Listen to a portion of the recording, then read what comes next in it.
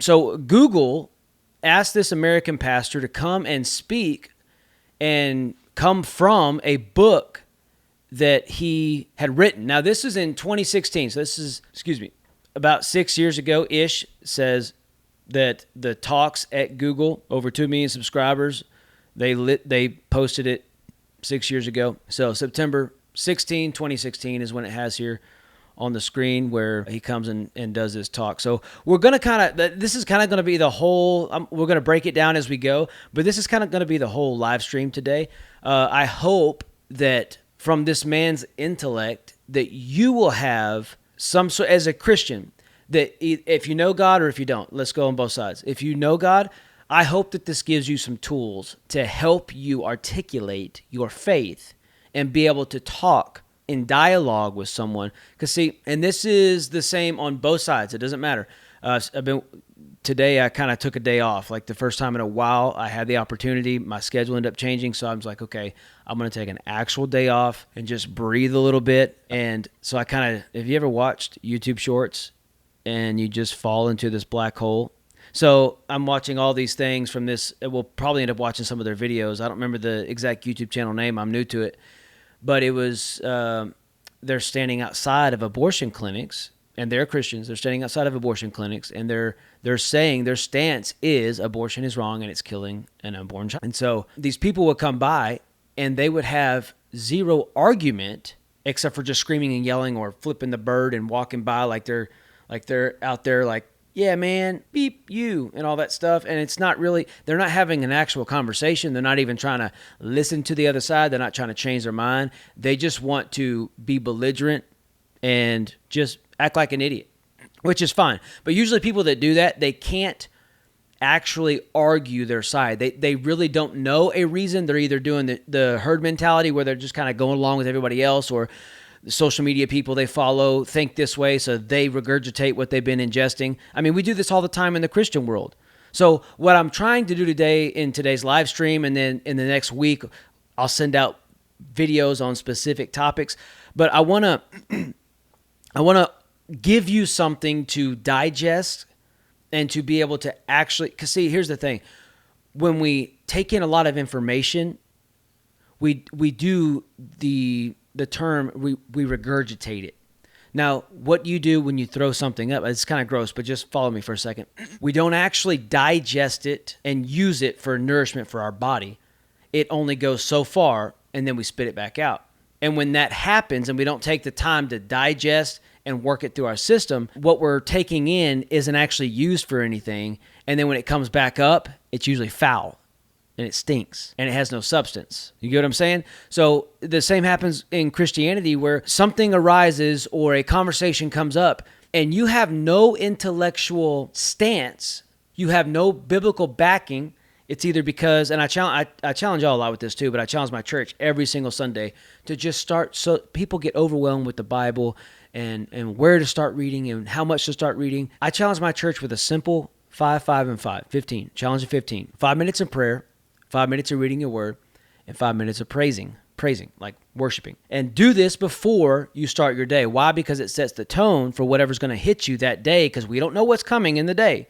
You've ever had a good start to your day and you get to work, or whatever, your kid does something stupid on the way to school, or there's all kinds of scenarios that throw things in the cog and it makes the machine shut down. You know what I mean? Well, that being said, when you start your day with prayer and praying and praising, you're praising before you ever walk through a circumstance. So you're kind of setting yourself up spiritually to be ready to tackle whatever comes that day. So if someone is to argue with you or to try to say, well, God's not real, or the Bible is stupid, or there's no way that exists, part of what I feel as a pastor and part of what I feel as doing this podcast and YouTube and live stream and stuff is to give you some arsenal that when you're challenged with something, you can stand up and defend yourself. This is also a part of discipleship. Jesus did this with the disciples. He gave them weapons spiritually and physically, taught them how to handle things, what to do, when to do it, so that when it came, when the circumstance arose and they needed to act, they already had inside of them what to do, because they had been digesting it for 3 years walking with Jesus and watching him and getting their faith built up to believe that down the road, what they were going to give their lives, they would give their lives. They would be willing to give their lives for the sake of the gospel, because they knew, they had been digesting it. They knew that it was true, it was accurate, and Jesus was who he said he was. That was the whole point. People argue with the Bible. These guys did not live glamorous lives. They didn't live anything above what they needed, and they ultimately gave their lives for the cause of Jesus. I don't know about you, but if I was with some friends and made up something so that we wouldn't look dumb, I wouldn't give my life for it. Nobody at the very end said, we were just JKing over here. That's not what happened. So anyways, so we're going to look at this. His name is Tim Keller. So he's a American pastor. He's what they call a theologian. They study the Bible. They study theology. And he's a Christian apologist, which pretty much means the same thing as that. They defend the faith. He's best known for as the founding pastor of Presbyterian Church in New York City. And I say this with every video we watch, every person that I point you to or bring to you. His theology may not line up with my theology, just like you watching at home or on your phone or wherever you are. You may not line up with mine, but that doesn't mean that we can't meet in a common space that Jesus Christ is Lord. He was the one true Son of God. And the actual salvation issues this guy agrees on with me. I agree with him. So I don't dive deep into people's personal stuff, because then all it does is it becomes a yelling match of, I'm not preaching from his stuff, but I am saying this is a video worth watching. That's all I'm saying. Because, I'm watching it on Google.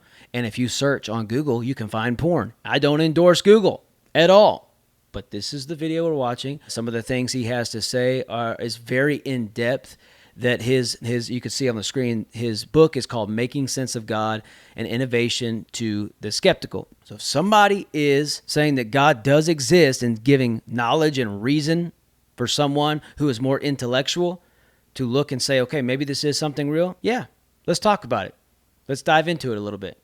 So in the description box right now, if you're watching live, at the very top, there's it's an Amazon link, which I'm an affiliate of. So if you buy water or you need tape or something stupid, but you click a link that I have posted on my YouTube channel anywhere, they give me a kickback for it. It's no extra charge to you, but that just kind of helps me out a little bit, and it's not making hundreds of dollars, and maybe $20 a month on it. But I'm just letting you know, when you go through that link, it's to his books, but it's Amazon, and I get a kickback for that. So just letting you know and being up front. But that's a list of his books down below that you can click on, and it'll take you right to his stuff. So you can kind of see what he's about and see if you even want to read them. You may not be interested at all. That's fine. Skip over this video. Pretty simple. But let's see, New York, which he led from 1989, so a good chunk of time, to 2017. So right at the end of his pastoralship at this church, a year after he gave this talk. So he's written multiple popular books on Christian apologetics and theology, including The Reason for God, Belief in an Age of Skepticism. Okay, apparently he likes skeptic stuff because this is kind of the same, almost the same. Generous Justice, How God's Grace Makes Us Just. His work focuses on thoughtful, reasoned approach to faith, addressing common doubts and challenges to Christianity and proposing a fresh and engaging understanding of the Christian faith, which to me is pretty cool. Like I said, little things, little nuggets, pull from it, use what you can, use what you want to. Save this video, share a video with a friend, and just say, hey, because sometimes like our children, I don't know if yours are like this, but my 14-year-old is, sometimes they will listen to someone else better than they will you. I don't know why. I have no clue why, but they do. So maybe someone will listen to a video that I put out before they'll actually listen to reasoning from you, and you probably are saying the exact same thing. So don't let it stress you out. Use the resources God leads you to, and allow the Spirit to use whatever addition. We sometimes look at other people as subtractions when we should be looking at them as additions instead of subtractions to help us get the gospel out, because that should be the goal of what we're doing. So we're going to go over here to this video, which we're actually already on. So this is this is the very beginning of the video. It's about an hour long, so we're going to kind of dive into it, and then we will stop and do some talking. Hi, thanks for having me here.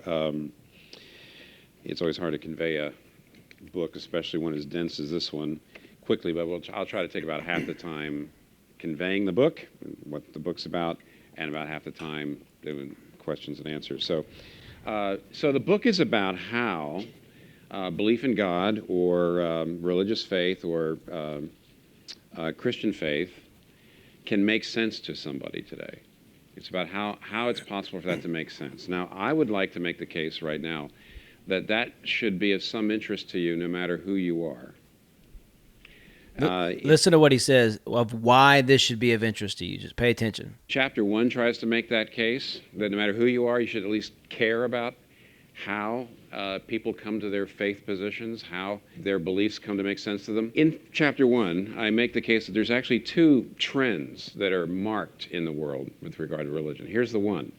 The one is, and I know what I'm going to say is going to sound counterintuitive to you, but the book explains, and there's really not much doubt about this, that in general, the world is becoming more religious and will for the next 30 to 50 years at least. It's getting more religious. The reasons for that, which are laid out there, are everything here is brief. You can always ask more later. Is that both Christianity and Islam are both converting people at a rate faster than the population is growing, and that's the reason why they're growing.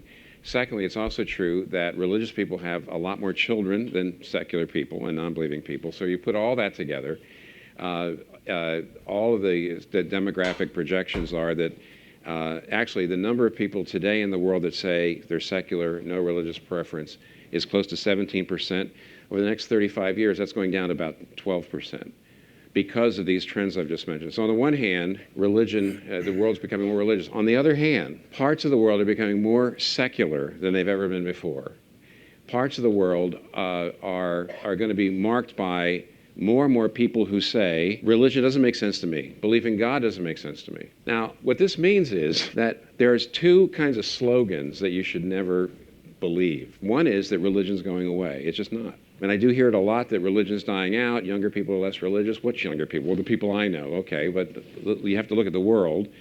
And it's not true that religion is dying out, and it won't. So the idea that religion is going away is just not true. But the idea that in some triumphalistic sense, that religion will triumph, or Christianity will triumph in the world, that's not going to happen either. And since both these trends are true, religion's not going away, and yet parts of the world are going to become less religious than they've ever been. What that does mean is it should matter to us how people come to their various positions.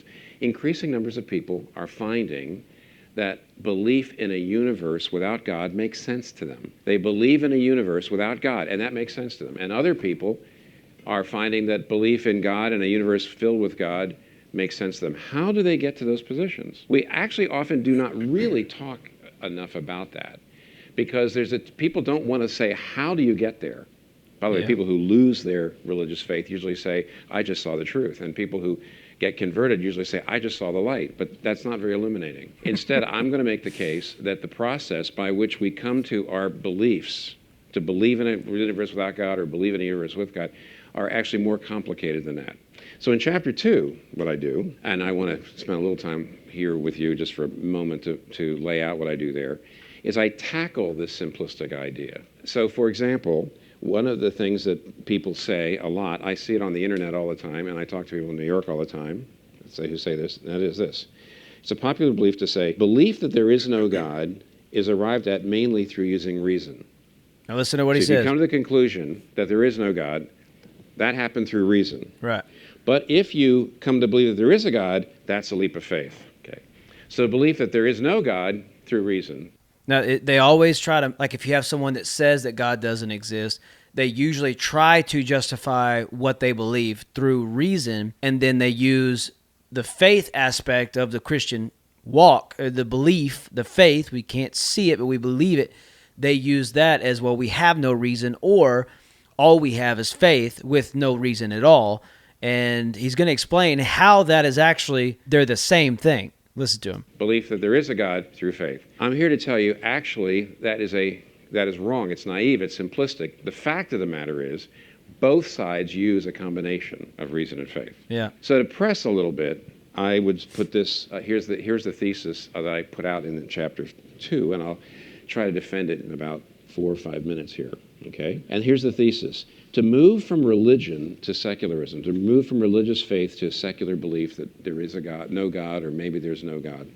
So to move from religious faith to secularism is not so much a loss of faith as a shift in a shift to a new set of beliefs, to a new community of faith, where the lines between orthodoxy and heresy are just drawn in different places. Nobody wants to admit that they still are using a mixture of faith and reason. They just transferred from over here over to here, and it's the same thing, just with a different label. So if you're religious, you grew up in a church, say, your synagogue, and then you move to being non-religious, I'm a secular person, I actually don't believe in God, that's not so much a loss of faith as actually a movement from one set of beliefs to a new set of beliefs, from one community of faith to another community of faith, from one standard of orthodoxy and heresy to another standard of orthodoxy and heresy. Say, well, I know that's kind of a provocative thesis, and not most people think that. Let me show you, I think, how I can demonstrate that. Secular people that I know, and I'm not saying all of you, if you say, well, I consider myself a person who doesn't really believe in God, so I consider myself something of a secular person. I'm not saying this is true of everybody. I'm saying plenty of people I've talked to who say I'm secular or I'm a non-religious person actually have two sets of beliefs, and they are beliefs. What are they? I will call them proofism and humanism. Now, what's proofism? It's a coined word. It's not the most felicitous phrase, but I'm trying to get at this. What many people will say to me is, I'd be happy to believe in God if you could prove it to me. I'd be happy to believe in Christianity if you could prove it to me. But now, I've heard a guy named Frank Turk, and he's also he's an apologist, which means he defends the faith. Like, he argues against people, or he will bring out new things in dialogue with people asking questions, things like that. So I would highly recommend looking him up. But I forgot where I was going with that. But since there isn't any evidence, you can't. Oh, they would say he would ask them the question, well, if Jesus did come and die for our sins, if God exists in the way that I am saying God exists, if that is real, would you believe and follow and do what you're supposed to do and lay everything down at the feet of Jesus and follow him? And most of them say no. Well, then there's no point in you coming up and arguing if you're not going to, if you were right, I would follow that. But I know that you're not because of what God has done in my life. I have seen God work miracles, signs, and wonders in my own life. But you want to argue against him even existing, and you have no argument. You say you wouldn't even listen even if it was true. You just want to follow your own way. So it's kind of a catch-22 with some people when you try to argue. And I promise you, even though you feel like you're right and you want to leave the conversation right, sometimes you just have to walk away and feel like you took it on the chin, because you will never argue someone into heaven. Okay? You won't argue them into heaven. You can love them there, though. You can love them into heaven. Just grace and mercy goes a long way. Prove it to me, therefore I shouldn't believe it. Now, that statement is wrong on a number of levels, and actually is a statement of faith. Wow. Well, number one, when you say you shouldn't believe something unless it can be empirically proven, the problem is that statement can't be empirically proven. For about 100 years, philosophers have pointed that out. To make a claim like that, to make a claim that you shouldn't believe something unless it's proven, is itself a statement that can't be proven. It's an assertion. It's not an argument. Yeah. It's just a sweeping statement, and it can't meet its own criteria. Secondly, when people say to me, well, I could be happy to believe in God if you could prove it to me, but if you can't prove it to me, I can't believe in God. The problem is that everybody bases their lives on beliefs that they can't prove. If you believe in human rights, that's good. If you believe we ought to take care of the poor and not trample the poor, can you prove that? Of course you can't. Actually, everybody bases their lives on deep convictions that just can't be proven. So it's quite wrong to say, for example, to Christians, you've got to prove your beliefs, but then I don't have to prove my beliefs. The fact is nobody, frankly, can prove the most important beliefs on which their life is based. And thirdly, by the way, you probably would guess, especially those of you with a philosophy background, is there's not a lot of agreement on what the word proof means. See, it is true that I think most people agree it's possible to prove that substance X boils at temperature Y at barometric pressure Z. And therefore, if I can demonstrate that, then we could say that's been proven. But beyond that, how do you prove historical claims? When is a historical claim that something happened 300 years ago, when has that been proven? Or how do you prove any moral values? How do you prove that human rights are important? Because there's no actual there's a common consensus, but there's no actual tangible measurement of these things that people argue for all the time, that they actually are just, you can't measure them. There's no way to do it. Or they're there. The answer is nobody actually agrees on what proof is, because some people say that was proven, other people say, well, how do you define proof? And so in the end, if you're a person who says, because of my rationality, I cannot believe in God or Christianity, what you're actually doing is you're assuming a set of beliefs about how rationality operates that are really a set of beliefs. And they're not self-evident to everybody. They're contested. So they're really a set of beliefs. To say I can't believe in Christianity because you haven't proven it is a set of beliefs. Then the other thing that besides what I call proofism, which is a set of beliefs about rationality. I'm really curious because I guarantee you, just because it was a talk at Google, this was not mandatory. I would be curious, like how many people actually came to sit and listen to this. I'm interested just to kind of know what the numbers were. Can't be proven. Most secular people I know also are what you might call humanists. And humanism means they believe it's important that every human being be treated with dignity, that people's rights not be trampled upon. Yeah. That we not oppress people, that we share our goods and our power with others and not exploit them, right? When you say most, I mean, let's put it this way.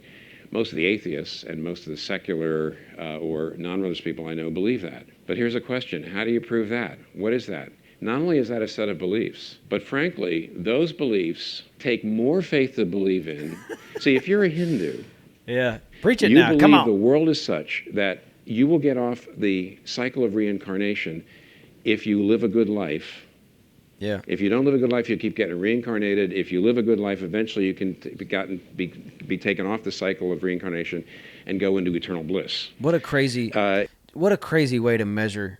Like, see, and this is the difference between other religious beliefs and the Christian faith, is that we have an assurance in what will happen next. Now, like we just talked about, there's no actual proof except there has been some measurable data of course, they can explain away anything. People saying they went to hell, people saying they went to heaven.